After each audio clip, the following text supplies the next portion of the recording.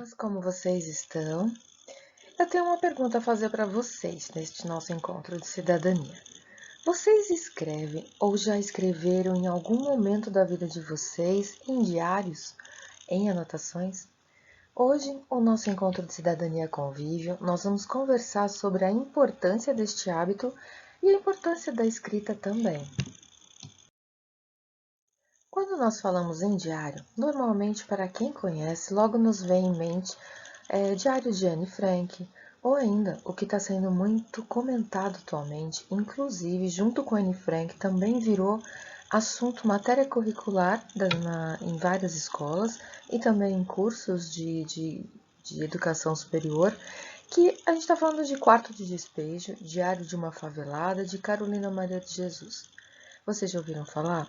Nós vamos conhecer hoje um pouco a história e também nós vamos falar sobre os benefícios incríveis da leitura e também da importância de nós escrevermos, né? O hábito de se escrever.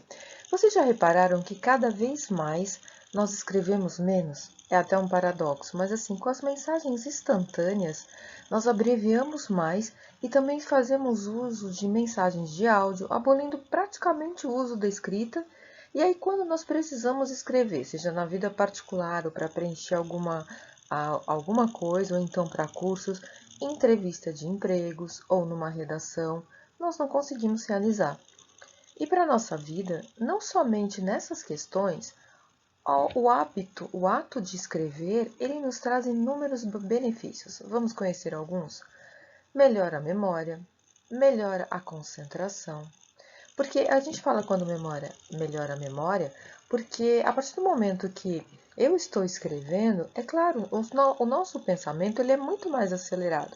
Eu estou no início da ideia escrita e o meu pensamento já está além. E é uma forma até de trabalharmos, porque uma das coisas é que ele reduz a ansiedade também, o hábito da escrita reduz a ansiedade, mas quando a gente está escrevendo, é justamente você vai trabalhando essa memória, você vai escrevendo, sabendo que o seu pensamento, a sua linha já está mais adiante. Você já sabe mais ou menos como que vai ser, como que você vai terminar aquele texto. Outro benefício também, ele estimula o raciocínio, estimula a compreensão, porque faz com que você pense na maneira de escrever, faz com que você, das suas ideias, elas criem formas, formem pensamentos, formem estruturas, formem parágrafos. Ela favorece a capacidade de equilibrar os nossos pensamentos, as nossas ações, as nossas emoções, inclusive a questão do diário, você fazer anotações, ela agora já falando em tempos pandêmicos, né? Muitos profissionais da saúde mental falam justamente nesse sentido, de nós colocarmos essas emoções, o que nós estamos passando, o nosso dia a dia, colocarmos por escrito e que isso é libertador, isso é uma cura, isso é terapêutico também. Olhando também, ela estimula o hábito da escrita as áreas de linguagem do cérebro. Então, a gente sabe, né, que você vai estimulando partes do cérebro, o córtex do cérebro que são relacionados a essa atividade. Então, assim, isso são apenas alguns benefícios. E é importante a gente cuidar do corpo e cuidar da nossa saúde mental. Nós somos um conjunto disso tudo. A imagem à esquerda é de Anne Frank, que foi que ela viveu, uma menina que viveu entre os anos de 1929 e 45. Ela viveu bem o período que seria a Segunda Guerra Mundial. Ela foi uma jovem vítima do nazismo, morreu no campo de concentração na Alemanha, deixando escrito um diário que foi publicado por seu pai, sobrevivente do campo de concentração de Auschwitz, na Polônia, intitulado o famoso conhecido O Diário de Anne Frank, que virou livro, virou filme, virou peça, exposição e também matéria curricular de algumas escolas. A história conta que no aniversário de 13 anos, do dia 12 de junho de 1942, Anne ganhou um diário de presente e a partir deste dia não mais parou de escrever. Conta a história que, 9 de julho de 1942, para não ser presa, a família de Anne Frank se mudou para um esconderijo, uma passagem secreta, com mais 4 judeus, né, nos fundos da fábrica onde o seu pai, Otto, trabalhava. A família permaneceu ali até 4 de agosto de 1944, permaneceu por um bom período. Anne relatou em seu diário os conflitos de uma adolescente e a tensão de se viver escondida, sobrevivendo com a comida armazenada, a ajuda recebida de amigos, o sofrimento da guerra, os bombardeios que aterrorizavam a família e a possibilidade desse anexo secreto, como a gente vê nessa pequena imagem também aqui à esquerda, de ser descoberto e serem mortos a tiro. Essas imagens fazem parte de um livro, de uma edição que foi lançada recentemente, em 2020 mesmo, que é em HQ, né, em história em quadrinhos, ou então como algumas editoras estão chamando a graphic novel, que é uma tendência das editoras de lançarem grandes clássicos nessa versão. Então aqui conta também mostra nessa imagem a família de Anne, o pai, a mãe, a sua irmã Margot, abaixo os que também estavam nesse anexo secreto, os que os ajudaram, porque a gente sabe nesse período também inúmeras pessoas, né, com um sentimento de empatia, um altruísmo tão grande, mas que abrigaram judeus em suas casas, os auxiliando nesse período tão triste da nossa história, né, da Segunda Guerra e a questão do nazismo, a perseguição aos judeus. Então, o diário ele foi escrito entre 12 de junho de 42 e 1º de agosto de 44, onde ela se dirige à sua querida Kitty, que era uma amiga imaginária, para contar o cotidiano de sua vida e o período de reclusão no esconderijo. Constituiu um comovente testemunho desse tempo de terror e perseguição. Foram mais de 300 dias no esconderijo e escrevia também sobre o sonho de ser jornalista. Depois de muito esforço, os escritos de Anne Frank foram publicados por seu pai em 1947, com esse título, O Diário de Anne Frank, e a partir daí ganhou mundo, ganhou voz e várias opções da gente propagar o que seria esse registro da jovem Anne. Agora nós vamos um pouquinho mais próximo de nós, né? Vamos falar de Carolina Maria de Jesus, São Paulo, Zona Norte. A obra dela, o que ficou conhecida, chama Quarto de Despejo, Diário de uma Favelada. Carolina Maria de Jesus, na verdade, é mineira, era mineira, né? 14 de março de 1914 ela nasceu. Foi uma mulher negra, mãe solteira, muito forte, guerreira, estou até rimando, 3 filhos. Ela criou os 3 filhos sozinha. Instruída até o segundo ano da escola do que seria o antigo primário, né, em Sacramento. Ela faleceu em 1977, deixando seus 3 filhos, João José, José Carlos e Vera Eunice. Desses 3 filhos, os homens já faleceram e atualmente quem está vivo e cuidando da obra de Carolina Maria de Jesus é a sua filha Vera Eunice.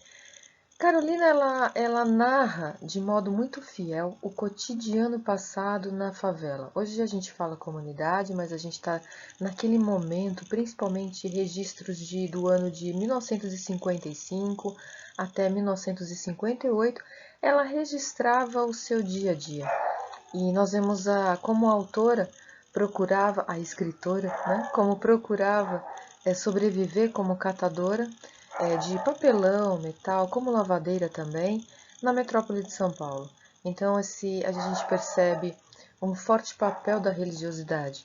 Não é à toa que o seu livro Quarto de Despejo, ele é um clássico, um livro de cabeceira a ser estudado em diversos cursos. Inclusive, eu falo em cursos de ciências sociais, em cursos inclusive direito também, em cursos de história, de filosofia, de antropologia, em todos os sentidos, porque ela faz um serviço muito grande. A gente fala de um período onde essa luta, né, e como era viver, como era o dia a dia de não só uma mulher de fibra criando sozinha os seus filhos, mas a dificuldade financeira e como era o dia a dia, o que seria na favela do Canindé. Então, são relatos que foram escritos entre a data de 15 de julho de 1955 e 1º de janeiro de 1960. As entradas no diário são marcadas por dia, mês e ano. E muitas passagens sublinham, por exemplo, a dificuldade, como eu falei, de ser mãe solteira neste contexto de extrema pobreza. É uma leitura dura, é uma leitura difícil, ela fala da fome, é uma leitura muito real. E a importância do livro como uma crítica social, não só o aspecto pessoal, mas trouxe a questão das favelas, das comunidades até então, um problema naquela época, década de 50, um problema ainda embrionário na sociedade brasileira. Foi uma oportunidade de se debater tópicos essenciais como saneamento básico, a recolha do lixo, água encanada, a fome, a miséria. Em resumo, a vida em um espaço onde até então o poder público não havia chegado. Por isso que é tão precioso o relato dela. A história dela, aí vocês vão pensar, mas como então ela foi descoberta? Porque ela pegava esses pedacinhos de papel, ela não tinha dinheiro para comprar um caderno. Então, ao catar papelão e tudo mais, ela recolhia pedaços de papel do lixo e fazia suas anotações. Gente, lembrando, somente até, ela nem completou ainda o segundo ano do antigo primário. E o escrito dela é sensacional. Quem a descobriu foi um repórter chamado Audálio Dantas, quando foi produzir uma reportagem no bairro do Canindé, na Zona Norte. Por entre os becos da favela que crescia à beira do Tietê, encontrou uma senhora com muita história para contar. Ela mostrou cerca de 20 cadernos encardidos que guardava em seu barraco e os entregou ao jornalista. Daí, através da editora, lançaram esse livro. Houve a noite de autógrafos. Aqui, né, nessa imagem, a gente vê duas situações. Inclusive na noite de autógrafos, ela está com esse lenço na cabeça. Eles simularam como se fosse um balcãozinho ali, né? E o folder, tudo, o que seria essa campanha de marketing, eles simularam como se fosse o barraco, esse chamado quarto de despejo. Pegaram a terra que era da favela do Canindé e colocaram ali ao redor do espaço onde foi a noite de autógrafos. Naquela noite, mais de 100 mil livros foram vendidos por ela. É relato daquela noite também que Clarice Lispector, a nossa grande escritora, foi até lá comprar um livro de Carolina. Carolina autografou, um momento incrível das duas, onde Clarice fala como a preciosidade do teu escrito você fala sobre a vida real, né? 2020, ano passado, foi comemorado 60 anos da sua obra. E sob orientação da sua filha Vera, estão fazendo uma compilação, quer dizer, estão juntando toda a sua obra com os seus textos, estão sendo preparados, porque foi descoberto que ela não escreveu somente Quarto de Despejo. Ela tem peças de teatro, ela tem poesias, ela tinha muitas ideias, né? E a outra imagem também que consta aí à esquerda era como ela gostava e ela tinha que ser lembrada também, que é não estar usando lenço. Porque o lenço ele se refere ao período de pobreza, de certa forma de servilismo. E aqui não, já uma mulher onde as suas conquistas, a filhinha olhando ali de lado, o outro seu filho também. Gente, Carolina Maria de Jesus, ela viajou para a França, ela fez um documentário na Alemanha para falar sobre a realidade daqui, só que a gente estava vivendo um período já de pré-censura, então não foi autorizado. Então esse documentário circulou somente na Alemanha. Então, é uma mulher muito conhecida e a gente tem que revisitar a sua obra, a gente tem que conhecer esse dia a dia, porque ela traz todo esse contexto social. Então, assim, é imprescindível a gente falar sobre Carolina Maria de Jesus, é imprescindível falar sobre essas mulheres. Falando em mulheres fortes, agora eu vou citar, porque essa pessoa chamada Conceição Evaristo, essa grande mulher, educadora, professora, que atualmente faz inúmeras palestras, ela, eu diria, eu gosto de falar desse termo que chama colcha de retalhos, né, no sentido do bem. O que a gente está falando agora sobre anotações, sobre pensamentos, sobre diário, aí vem Conceição Evaristo, que é ela também de Minas Gerais, como Carolina Maria de Jesus, de uma família grande de 9 irmãos. Foi a primeira da família a ter um diploma, de uma família muito simples. Ela batalhou para estudar, ela se tornou professora. E hoje, como eu falei, ela é uma das educadoras mais respeitadas. E ela inventou um termo, ela cunhou um termo que eu acho muito poético, chama escrevivência. Daí o título que foi da nossa aula de hoje. Gente, eu acho esse nome lindo. E lindo no sentido de ser poético, mas também de ser forte. O que ela quer dizer? Escrevivência. Escrever e vivência. A história de nós. Porque a gente está falando de mulheres fortes. E mulheres fortes, vocês que estão me ouvindo também.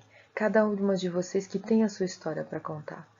Essa escrevivência, essa história que nasce do cotidiano, é a história das lembranças, é a experiência de vida. Frisando novamente, é a história de nós. Então, Conceição Evaristo, embora ela escrevia desde menina, né? Ela só começou a publicar os seus textos aos 44 anos de idade, em 1990. É bom a gente conhecer a obra delas, conhecer a obra de Carolina Maria de Jesus, conhecer a obra de Conceição Evaristo e juntamente com elas a gente tem muito a crescer, a gente tem muito a aprender. E assim, isso tudo, esse nosso encontro, eu sempre falo, a questão de cidadania não é essa, eu não penso ela como uma aula, é uma troca, a gente aprende juntos e é o nosso encontro.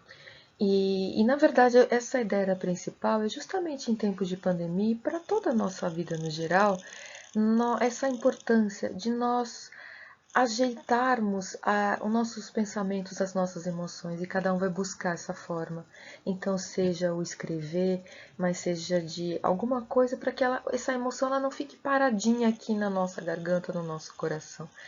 Que ela ganhe vida e vá gerando esse processo de autoconhecimento que vai levando ao nosso equilíbrio, à nossa saúde mental. E aí, neste mês de maio, agora finalizando o que seria esse nosso encontro de cidadania, o mês de maio não somente consagrado ao mês das mães, não somente também como nós vimos na semana passada na aula, o Maio Amarelo, também foi comemorado no dia 5 de maio, o Dia Mundial da Língua Portuguesa.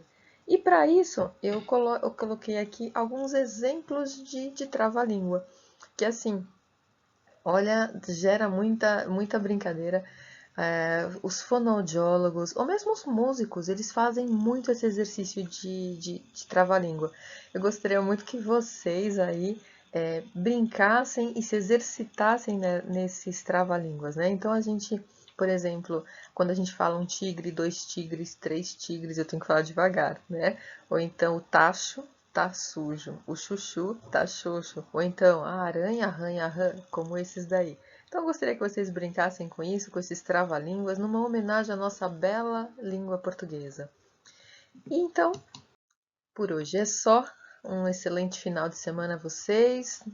Continuem se cuidando, lembrando que ao nos cuidar é um respeito de amor próprio e também um exemplo de amar aos outros, né? Cuidando de nós, nós cuidamos dos demais.